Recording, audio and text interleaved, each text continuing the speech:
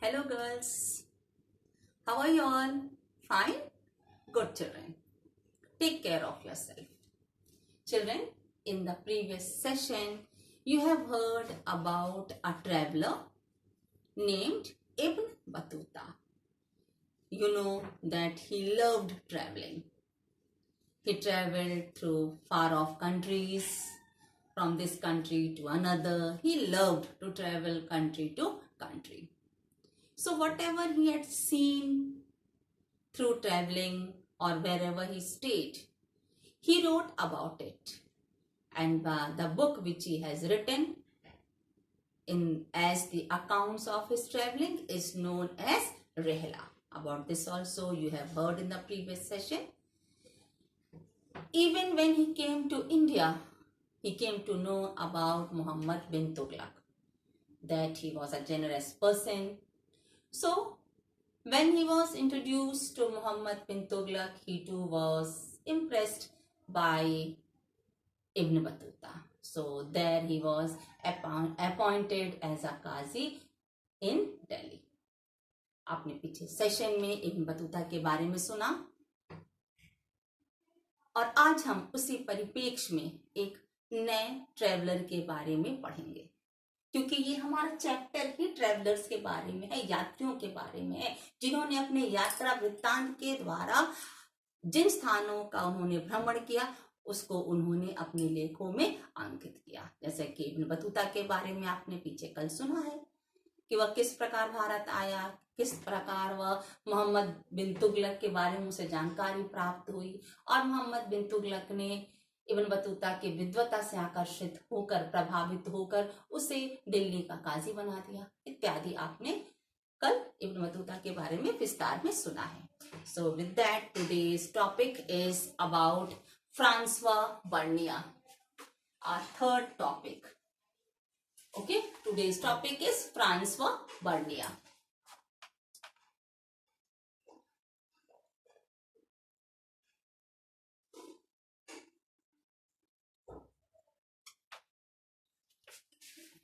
Today we are talking about Francois Bernier,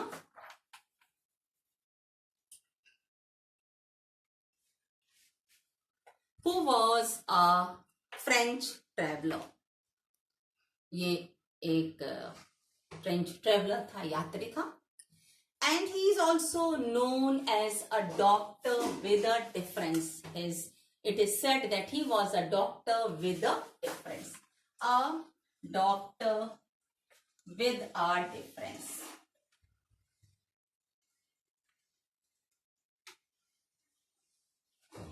He is said to be a doctor with a difference. So in this we'll see about. Children, you know that 1500 AD, in 1500 AD, you know that the Portuguese were the first to come to India. So when they came to India, they saw the social custom and the religious practices in India. जब पुर्तगाली 1500 ईस्वी में भारत आया, जबकि आप जानते हैं सबसे पहले पुर्तगाली ही यात्री के रूप में या ट्रेडर के रूप में कह सकते हैं कि वो सबसे पहले आने वाले यात्री थे। जब वे यहाँ आए तो उन्होंने भारत के कस्टम्स को देखा, परंपराओं को देखा, रीति रिवाजों को देखा और उन्होंने उसके बारे में अपने लेखों में लिख डाला। सो इन दोज ओनली, उन्हीं पुर्तगाली लेखकों में एक नाम आता है Jesuit Roberto Nobili. So what did he do? He translated Indian text in European languages. जो भारतीय भाषा में जो टेक्स्ट लिखे थे, जो भारतीय टेक्स्ट थे, उनका उन्होंने यूरोपीय भाषा में ट्रांसलेशन किया, अनुवाद किया. इससे स्पष्ट होता है कि वे यहाँ के रीति रिवाज या जो कुछ भी पहले लेखकों के द्वारा लिखा गया उससे वे भी प्रभावित थे. और दूसरा नाम आता है Duarte Barbosa. It is said that he was a popular Portuguese writer. बड़े ही पॉपुलर थे, एक पुर्तगाली राइटर थे, बड़े ही पॉपुलर थे. So what did he do? He detailed the trade and society of south India. इन्होंने दक्षिण भारत के ट्रेड, व्यापार और समाज के बारे में वर्णन किया. And then you know that in 1600 AD, 1600 AD, many traders from different countries, you know about it, you have read in previous classes also, that they came to India, in which the Dutches, England, the people English and the French, they had come to India. आप जानती हैं 1600 ईस्वी में Dutch, अंग्रेज और फ्रांसीसी नागरिक भी, यात्री भी भारत की यात्रा पर आए. So it is said that a French traveler who was a jeweler, वो जौहरी था, उसका नाम क्या था? ट्रेवर्नियर नाम था उनका. ये भी भारत आए and he was such impressed by the system, by the custom, by the practices of India that he visited 6 times to India. ये इस प्रकार भारत की परंपराओं, संस्कृति से प्रभावित हुए कि इन्होंने भारत की 6 बार यात्रा की. किसने? ट्रेवर्नियर ने. He was a French traveler. And then what did he do? He was really impressed by the trading condition of India. Bharat की व्यापारिक स्थिति से वे बहुत ही प्रभावित हुए और यहाँ की व्यापारिक व्यवस्था को कंपेयर उन्होंने किया ईरान और ऑटोमन साम्राज्य से. He was such impressed with the trading system of India and he compared it with Iran and Ottoman Empire. Then the next name comes of an Italian doctor named Manucci. He too came to India and he was so impressed. इस प्रकार वे प्रभावित हुए कि वे लौट कर Europe नहीं गए. He did not go back to Europe. One more thing, children, you must have read, you know that it is one of the characteristics of Indian culture.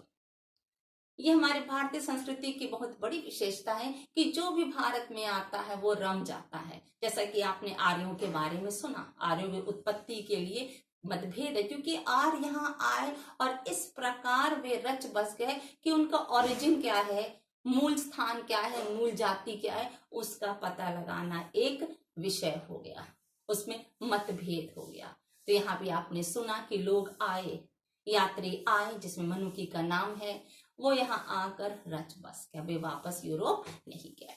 Then comes about Barnia, about whom we are discussing. He came to India in 17th century. वो भारत में 17वीं शताब्दी में आए. As it is said, a doctor with a difference. इस topic से आपको ये जो हेडलाइन है इससे स्पष्ट हो जाता है कि he was a doctor, he was a political philosopher as well as he was an historian. एक चिकित्सक थे, एक राजनीतिक दार्शनिक थे, इसके साथ साथ वे इतिहासकार भी थे. कौन? बर्निया.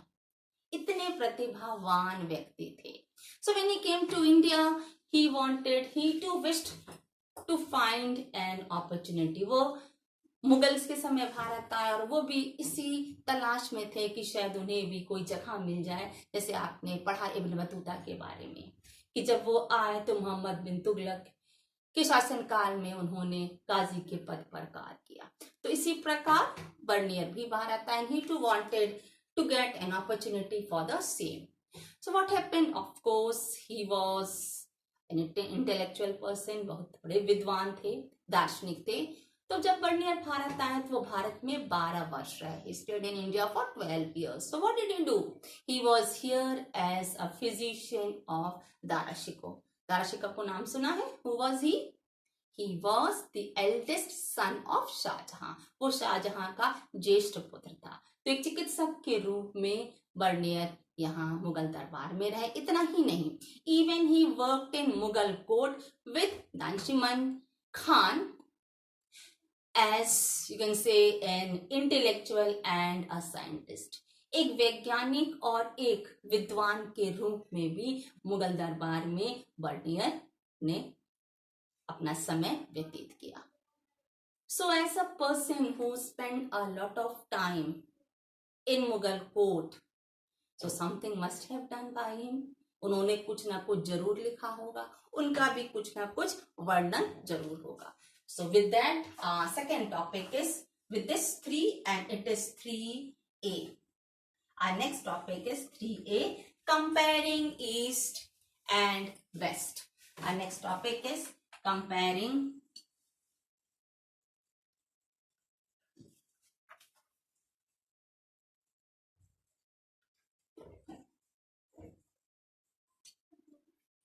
कंपेयरिंग ईस्ट एंड वेस्ट आपका इस टॉपिक का थर्ड टॉपिक का ए है। अभी तक आपने इनके बारे में सुना, अब हम सुनेंगे कि किस प्रकार उन्होंने अपने लेखों में कंपेयर किया। जो उन्होंने लिखा तो वर्णन तो किया, लेकिन क्या उन्होंने कंपैरिजन किया, क्या उनका ज्ञान उतने ही तक सीमित था, इसके बारे में आप इस टॉपिक में पढ़ेंगे कि उन्होंने किस प्रकार पूर्व और पश्चिम की तुलना की। It is said that Bernier who travelled from one part to another means he's traveled through several countries, several part of countries, and whatever he wrote that was really what he saw.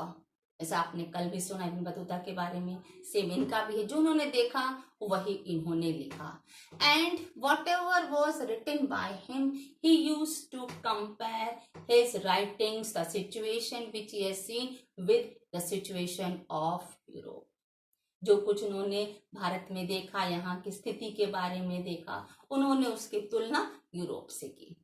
And he dedicated his major writings to Louis 15 who was the king of France. इन्होंने जो अपने लेख लिखे उसे उन्होंने Louis 15वां जो France का शासक था उसको भी समर्पित किया। जैसा आपको मैंने बताया, just now I told you that whatever he wrote the situation which he had seen he used to compare it with Europe. So same way while comparing a word which was stated by him that he saw India as in a bleak situation. जब उन्होंने तुलना किया यहाँ की स्थिति का Europe से, तो उन्होंने भारत की स्थिति को दयनीय बताया। स्पष्ट है बेटा, it is clear that after the independence, what type of system we had, how miserable was our time, how miserable condition the Indians existed in that period after independence. And when we are speaking about 17th century, that time also, of course, we were under the rule of Mughals. And at that time, zamindari system existed. About that also you have read before. So the condition, especially the economic condition, was not favoring Indians. भारतीयों के लिए उनका कोई लाभ नहीं था। स्पष्ट है? Indians did not benefited much because not because more of the kings, but because more of the zamindars. Of course, if you speak about Akbar, of course, he was a tolerant ruler. But other rulers there were who were not tolerant, whose policies were not benefiting to each class of the society. So of course Bernier, what he has said, that he found India in a bleak situation. Bharat की स्थिति उस समय उन्नत नहीं थी। So it is said that whatever he wrote cannot be accurate. उन्होंने जो कुछ लिखा बिल्कुल परफेक्ट तो नहीं हो सकता कि उन्होंने कह दिया स्थिति दयनीय थी, इसका मतलब 100% दयनीय थी, नहीं। शायद जिस समय वो भारत आए, शायद उस समय वो स्थिति इतनी अच्छी नहीं थी, किन्हीं कारणवश शायद उस समय भारत की स्थिति अच्छी ना रही हो, तो केवल उसी को एक्यूरेट मान लेना, whatever he wrote, whatever he stated is accurate can not be, but still his writings were popular. Accurate ना होते हुए, 100% सही ना होते हुए भी जो कुछ भी उन्होंने लिखा, उनके लेख प्रसिद्ध हुए। Of course, it shows that the people were impressed by his writing. So, how we can say that he was a popular writer or his writings became popular? We can say we have got some examples. हमारे पास उसके example हैं. His works were published in France in 1670 to 1671. 1670 से 1671 तक इनकी जो writing थी वो France में पब्लिश हुई। And then it is said that the writing which was written was translated in English, Dutch, German and Italian language within 5 years। 5 वर्षों के समय में ही इनके लेखों का इन 4 भाषाओं में अनुवाद किया गया, ट्रांसलेट किया गया। Clear? It means he was able to impress the people. And between 1670 to 1725, 1670 to 1725. 1670 to 1725. It is said that his accounts were repeated 8 times within 5 years. Okay, जो उन्होंने लिखा उसका अनुवाद 8 बार फ्रेंच भाषा में किया गया. And then from in 1684 1684 में जो भी इन्होंने लिखा वह 3 बार अंग्रेजी भाषा में उसका अनुवाद किया गया.